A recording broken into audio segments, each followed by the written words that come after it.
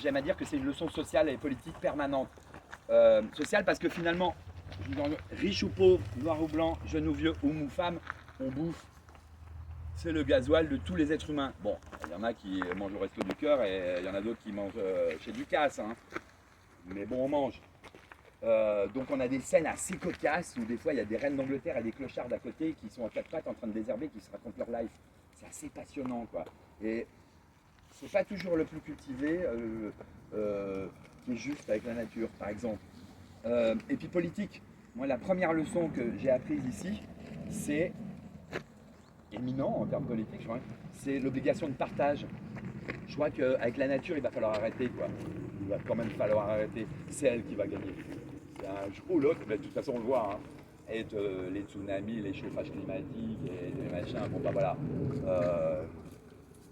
Et j'ai abandonné un bac de lettres à 21 ans. Peut-être que je m'arrête un peu. Donc au jour d'aujourd'hui, à l'âge que j'ai, plus 32 ans de ferme du bonheur, 17 ans, le 28 décembre 2008 au champ de la Garde, tous les éco-warriors, les bacs plus 69 en botanique, j'ai appris plein de trucs quand même. Mais au départ, les gens qui venaient filer des coups de main, je leur disais juste un truc, bah voilà, il faut nettoyer cette poubelle pour faire à manger. On a pendant 2-3 ans bossé quasi exclusivement à la pioche. C'est-à-dire qu'on a mis 3 ans à se dire que peut-être la pioche qu'on va jeter sur la terre, elle va s'enfoncer de plus de 3 cm. On a sorti 12 mégabennes, je ne sais pas, il doit y avoir un terme. Vous savez, les grandes bennes, les plus grandes bennes de camions qu'on pose en dessous des immeubles pour les démolir. 12 mégabennes de merde. D'abord les surfaces, ensuite, 2025 c'est une belle année, mais c'est ça aussi qu'avec la nature, c'est exponentiel. On lui donne ça, elle nous donne ça. Et ça va de mieux en mieux, c'est de plus en plus beau. On avait une friche assez... Ah oui, tiens, si, je retourne en arrière. Ce petit pré dont je parlais, qui a été démoli à Noël 2008, il restera dans l'histoire parce que pendant un moment, il y avait un photographe qui était mandaté par les PASA à l'époque, oui, les PASA, oui, pour photographier les territoires en devenir.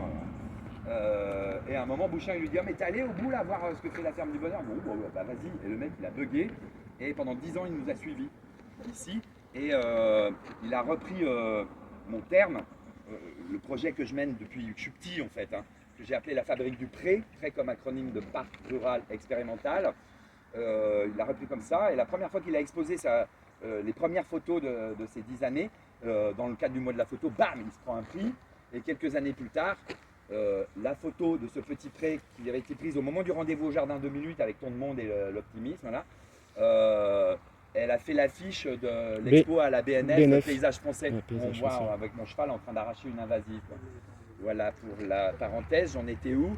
Voilà, donc je disais aux gens qui venaient là, voilà, pour nettoyer cette poubelle, pour faire à manger. Donc, suivant la capacité de l'individu et le désir, qui avait brassé 50 cm2, qui avait brassé 8 m2, et à la fin de la journée, on se retournait, et puis on enlevait les batteries fondues, les pneus, les capotes, les canettes, les seringues, les bouts de moquette, enfin la France dans toute sa splendeur. Quoi.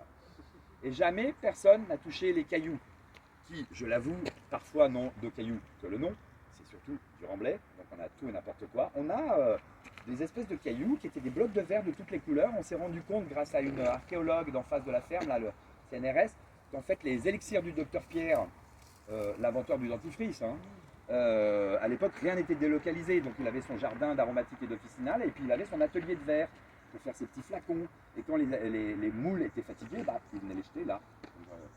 Voilà, du coup, on avait des tas de cailloux et on a commencé on postulait à aménagement rural. J'adore ce mot. D'ailleurs, Bouchin, il se balade toujours avec son code rural, vu que tout y est en termes politiques. Dans rural, on a évidemment agriculture, et alors attention, pas agriculture urbaine. La novlangue New Age, là, ça suffit, hein, pas de ça chez moi. Hein. Mais on a donc agriculture, mais on a aussi paysage, on a écologie, on a urbanisme, on a architecture, on a société, on a politique. Donc c'est un aménagement rural. Donc on s'est attaqué d'abord aux invasives. Tout n'était pas encore enfriché, donc on défrichait à partir des clairières qui petit à petit se rejoignaient. Et puis chaque fin de journée, quand on a évacué les merdes, il restait des tas de cailloux. Donc on commençait à avoir des espaces où on pouvait commencer à parler d'horizon ou de vue, c'est-à-dire encore de paysage. Avec ces tas de cailloux, ça faisait un peu désordre. À un moment, j'ai un déclic. ce territoire, il n'est pas à moi, il est à la République. Enfin, ce qu'il en reste. Ce qu'il en reste. Donc, tous les territoires que j'aurais dévolus à la culture, vous pourrez le voir, on peut les contourner pour se balader, le loisir, pour la pédagogie, comme aujourd'hui, ou pour la recherche scientifique. Parce qu'on a eu la grâce, là, et puis je crois qu'on va bien avancer là-dedans, d'accueillir les principales institutions agronomiques de France, AgroParisTech, INRA, IRD, et là c'est sur le gâteau INERIS, qui travaille sur la problématique des sols. Et là je pense que ça y est, j'en ai chié, mais on va commencer à y arriver. Ok, l'analyse des pollutions, ok, mais maintenant c'est comment on fait pour sauver la France. Donc ça y est, on y arrive. Et en disant ça, je suis déjà dans une posture oiseuse, puisque à partir du moment où il y a des végétaux et des animaux, pas besoin de nous, hein, la France, pour se dépolluer toute seule, hein, c'est la nature. Hein.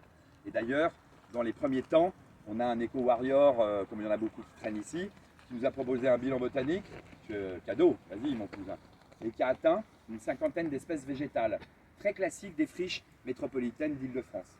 4 ans plus tard, ma posture d'y aller sans machine, on était monté à 150, et il y a 3-4 ans, il y a un tout à fait officiel, mandaté par Paris La Défense, Monsieur Després nous a recommandé une étude d'une agence d'ingénierie écologique qui va étudier la biodiversité sur votre champ.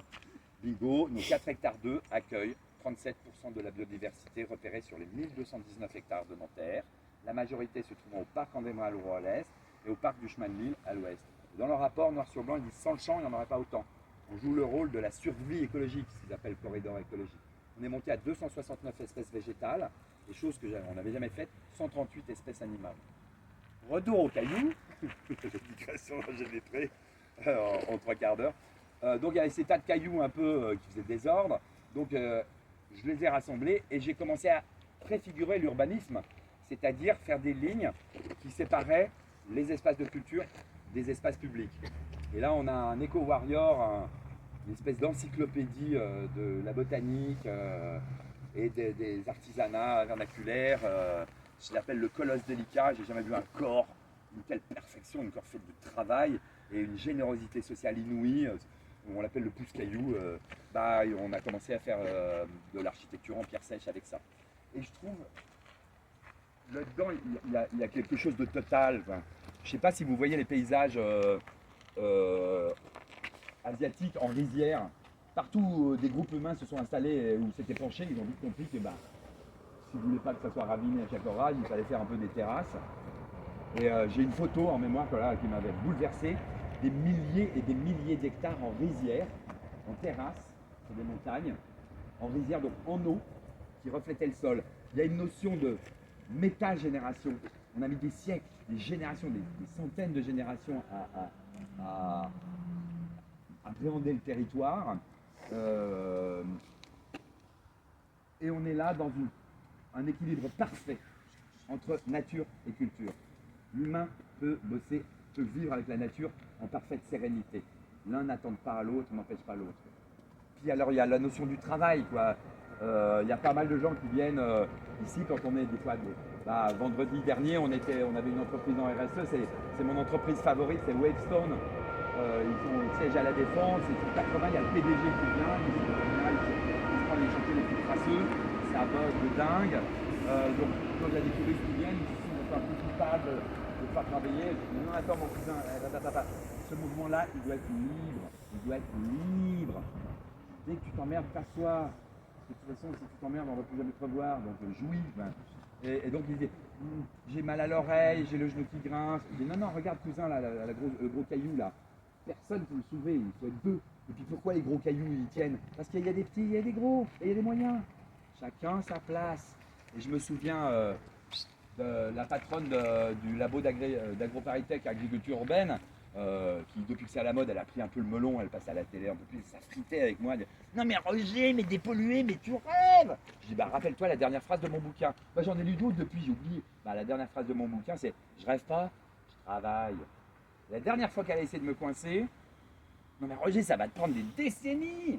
Je dis, tu bosses avec la nature, tu bosses pour les arrière petits-enfants de tes potes. Hein. Et puis dis donc, nous autres les occidentaux là, tu fais pas un dessin quand même. ça fait quand même des siècles que les Blancs, ils pillent les sols, les sous-sols et les hommes du monde entier, tu vois.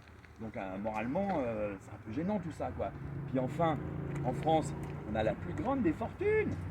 Quand tu dis dans le tiers-monde, là où on est obligé de vendre le cul de ses gosses ou les organes de sa femme pour faire survivre la famille, qu'en France on a 35 heures, les week-ends, maternité, chômage, retraite, voilà, il y a une place sur le Zodiac, moi je monte dedans, je traverse la Méditerranée, hein, je m'en bats les couilles. Et vous allez voir la ferme, 80 à 90% de tout ce qu'il y a dans la ferme, c'est des poubelles. Donc il est grand temps de se mettre à dépolluer tant qu'on en a le loisir. Parce que le jour où on fera les choses sous la contrainte, ça va être moins sexy. Sur ces bonnes paroles, il va être l'heure. On va se piquer la ruche à la ferme. Let's go. Sinon, quelle heure il est? On me dit rien. Moi. Ah non, là le temps. Bah, écoutez, moi ce que j'ai envie de vous proposer, c'est égayez-vous. Il y a un peu des choses intéressantes ici, mais qui vont longer Ah, je vais encore faire la vilaine. Ah, je vais encore faire la vilaine.